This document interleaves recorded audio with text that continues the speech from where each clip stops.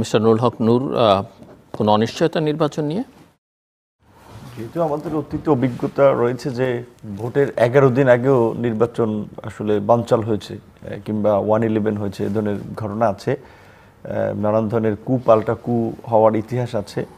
আর বাংলাদেশের বর্তমান সময়ে যে ধরনের একটা শুরুতে এই 2024-এর গণ অভ্যুত্থানকে কেন্দ্র করে আমাদের মধ্যে একটি জাতীয় ঐক্য সংহতি ছিল গণ অভ্যুত্থানের শক্তি সমূহের মধ্যে, সেখানে এখন যেভাবে বিভাজন দেখা যাচ্ছে এবং মুখোমুখি অবস্থান এবং সবাই আপনারা তো নাকি ইতিহাসে নাম লেখালেন জাতীয় ঐকমত্য করে, পৃথিবীর বিভিন্ন দেশের পাঠ্যপুস্তকে আপনাদের নাম থাকবে, সবাই পড়বে, আপনাদের কাছ থেকে শিখবে, আপনারা যে কলম দিয়ে স্বাক্ষর করলেন ঐকমত্য সেগুলো জাদুঘরে যাবে। এখন আপনি এটা আবার বলছেন কেন?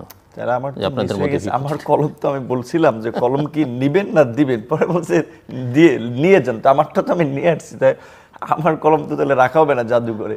তো এটা একটা ভালো অপরচুনিটি, এটা একটা ভালো করার সুযোগ থাকতে পারে ভবিষ্যতে, যদি হতে পারে না। একটা ভালো প্র্যাকটিস ছিল যে ধরেন এই যে জাতীয় ঐকমত্য কমিশনে প্রায় 31টা দল ও জোট এবং বিভিন্ন শ্রেণী পেশার কিছু প্রতিনিধি যারা মিলে বিভিন্ন সংস্কারের বিষয়গুলো নিয়ে আলাপ আলোচনা করে এবং শেষ পর্যন্ত নোট অফ ডিসেন্ট সত্ত্বেও বেশ কিছু বিষয়ে যে একমত হয়েছে। এবং ধরেন এখন যদি সংসদ নির্বাচন হয়, এই দলসমূহ এই নেতাদের অনেকেই এমপি হবেন না, সংসদেও যাবেন না।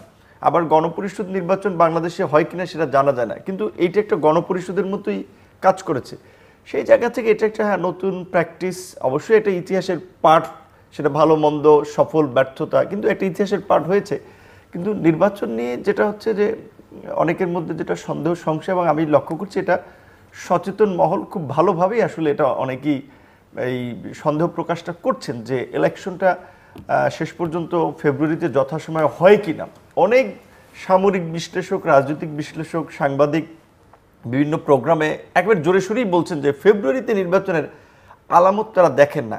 আমরা সবসময় তো নির্বাচনের জন্য মুখিয়ে আছি, একটা রাজনৈতিক দলের নেতৃবৃন্দ তারা নির্বাচন হলে সংসদে যাবেন কিংবা তাদের কর্মী। আপনারা নির্বাচনের জন্য মুখিয়ে আছেন, কিন্তু তথ্য উপদেষ্টা সম্প্রতি বলেছেন যে আপনারা রাজনৈতিক দলগুলো সংঘাতে জড়াবার জন্য মুখিয়ে আছেন।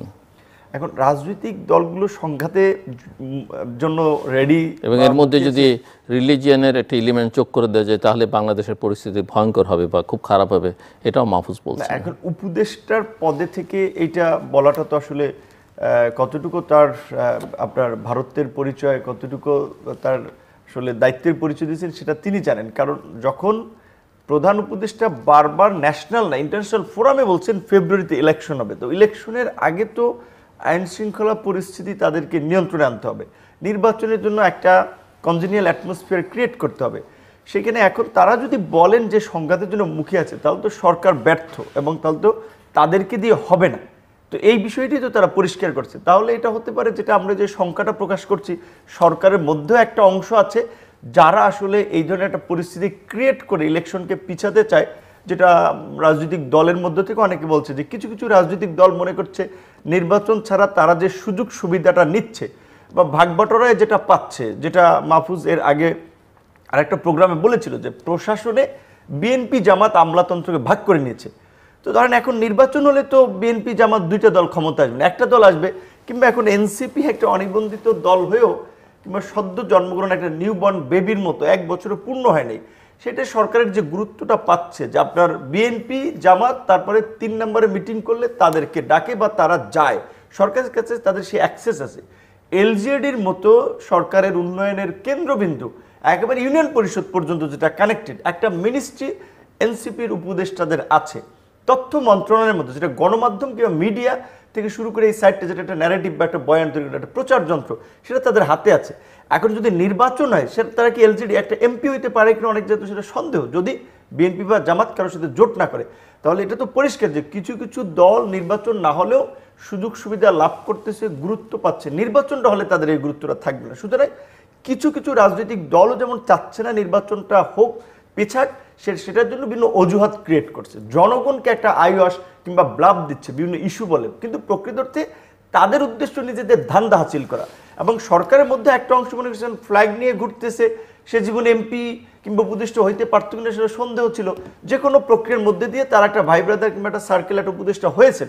এখন নির্বাচনটা হয়ে গেলে তো আর তাদের সেই দামটা রইল না, কিংবা তারা যে কর্মকাণ্ড অনেকে করেছেন উপদেষ্টা পরিষদের মধ্যে, সেটা আমার কথা না, এনসিপি বলেছে, বিএনপি বলেছে, জামায়াতও বলেছে যে তারা রাজনৈতিক দলের পক্ষপাত দুষ্ট ভূমিকা পালন করছেন, রাজনৈতিক দলের হয়ে কাজ করছেন। তাহলে নির্বাচনটা হলে তো যে সমস্ত উপদেষ্টা এই স্বজনপ্রীতি, দুর্নীতি, অনিয়ম, ক্ষমতার অপব্যবহার করেছেন তাদের বিরুদ্ধে দুদকের তদন্ত হতে পারে, তাদের অনেককে বিচারের মুখোমুখি হওয়া লাগতে পারে। কাজে ওইটার জন্য তো তারা একটা সেফ এক্সিটের জন্য তো কারোর সাথে সমঝোতা করার জন্য কিছুদিন সময় নিতে পারেন। সেই দিক থেকে নির্বাচন নিয়ে অনেকে শঙ্কা প্রকাশ করছে যে নির্বাচন যথাসময় হয় কিনা। কিন্তু আমি এইটুকু বলতে পারি যে শিয়াব্বার মতো আমার মতো যারা নির্বাচন করতে চাই, আমরা কিন্তু মাঠে আসলে ফুল সুইংয়ে মার্কা নিয়ে ভোট নিয়ে ক্যাম্পেইন করে বেড়াচ্ছি।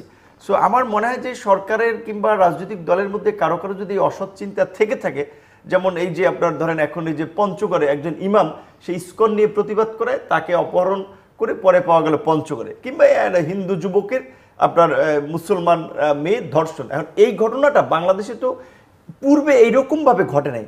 এখন যেভাবে ঘটনাগুলোকে পোট্রে করা হচ্ছে বা সাম্প্রদায়িক একটা রং দেওয়ার চেষ্টা করা হচ্ছে, এটা কিন্তু ইন্টেনশনালি ঘটনাগুলো ঘটাচ্ছে। তাহলে এটা কি আমাদের দেশের কোনো সংস্থা, এজেন্সি, সংগঠন করতেছে, নাকি বাইরের কোনো সংস্থা, এজেন্সি, সংগঠন করতেছে? এই বিষয়ে সতর্ক থাকতে হবে। সাম্প্রদায়িক ইস্যু দিয়ে এই যে মাজারের বিভিন্ন জায়গায় ধরেন হামলা হচ্ছে দু একটা, যদি হামলা হয় সেইটার বিরুদ্ধে ব্যবস্থা নেন, পদক্ষেপ নেন, তাহলে তো পরের হামলা ঘটবে না। তো এখন এইগুলো যদি ব্যবস্থা না নিয়ে আমরা ঘটতে দেই, তার মানে এখানে বুঝতে হবে কারো ইন্ধন আছে এগুলো ঘটার পেছনে। যেটা সাম্প্রতিক এই যে মিরপুরে, এয়ারপোর্টে, বিভিন্ন জায়গায় ধারাবাহিক আগুনের যে ঘটনাগুলো, এগুলো কিন্তু নিছক কোনো দুর্ঘটনা, এইভাবে সিরিজ দুর্ঘটনা হয় না। দুর্ঘটনা হঠাৎ ঘটে, বিচ্ছিন্ন দু একটা ঘটনা হতে পারে। সুতরাং এই ঘটনাগুলো নিয়ে কিছুটা কিন্তু আমাদের একটা কনসার্ন আছে যে তাহলে এগুলো ইলেকশন পেছানোর জন্য কিংবা দেশকে একটা অস্থিতিশীল পরিস্থিতিতে দিকে নিয়ে যাওয়ার জন্য কেউ করছে কিনা, এই বিষয়গুলো নিয়ে আমরা একটু শঙ্কিত আছি। তারপরে কিন্তু আমরা মাঠে আছি, এবং আমার মনে হয় রাজনৈতিক দলগুলো, প্রধান উপদেষ্টা যেটা বলেছেন, election will be held before Eid, এর মানে এদিক সেদিক যাওয়ার আর সরকারেরও সুযোগ নেই। কারণ গত এক বছরে ধরেন অনেক প্রতিদর্শ অর্থনীতিবিদ আছে, কিন্তু অর্থনীতিতে কোনো গতি আছে? কর্মসংস্থান, বিনিয়োগ, অভ্যন্তরীণ আইন শৃঙ্খলা, বরঞ্চ অনেক ব্যবসায়ীরা অনাস্থায়ী ব্যবসা গুটিয়ে বন্ধ করে আছেন যে ইলেকশনের পরে তারা ব্যবসায় নিউ ইনভেস্ট করবেন। সুতরাং অর্থনীতির রেমিটেন্স যতই হাই থাকুক, কর্মসংস্থান, আদার ইনভেস্টমেন্ট, সেটা ফরেন এবং দেশের মধ্যে ইনভেস্টমেন্ট না থাকলে তো দেশ চলবে না। জি, এখানে আমার প্রশ্ন আপনাদের দুজনের কাছে আবারও, যে নির্বাচন ছাড়া কোনো গতি নেই, কোনো গত্যান্তর নেই, কিন্তু সেটা কি